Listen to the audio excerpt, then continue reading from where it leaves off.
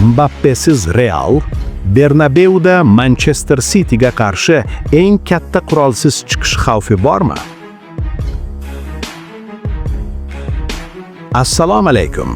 Bugun Real Madrid uchun eng og'riqli savol Kylian Mbappening holati va uning Manchester City'ga qarshi Chempionlar Ligasi o'yinida ishtiroki haqida gaplashamiz. Agar sizga shunday tezkor va chuqur futbol tahlillari yoqsa, hoziroq like bosib, kanalga obuna bo'ling.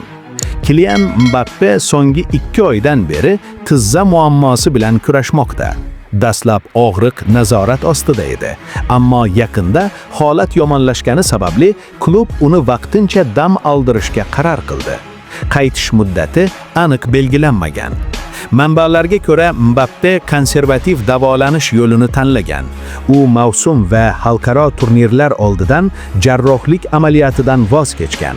Bu esa kamida 3 haftaga safdan chiqishini anglatadi. Agar bu prognoz tasdiqlansa, u La Ligada Getafe va Celta Vigoga qarshi o'yinlarni o'tkazib yuboradi.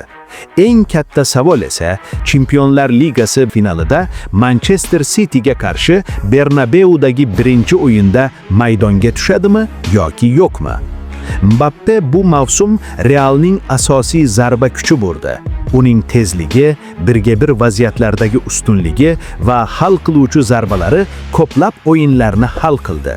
Ammo tizzadagi muammo aniqlangach, uning o'yinida sezilarli pasayish kuzatildi. Tezlik va eksplozivlik biroz yo'qoldi. Shunga qaramasdan, Real so'nggi 2 o'yinda Mbappesiz ham g'alaba qozondi. Real Sociedad va Benfica ustidan.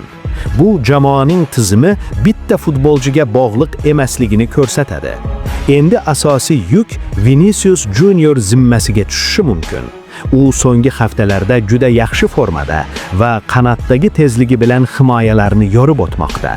Agar u formani saqlasa, Real hujumda xavfli bo'lib qoladi. Klub ichida esa optimizm saqlanmoqda.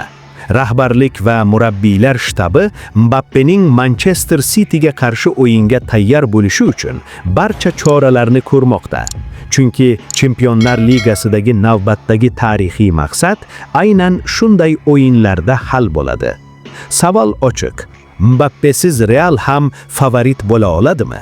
Yoki fransuz yulduzi bu duelda hal qiluvchi omil bo'ladimi? Fikringizni kommentariyada yozib qoldiring.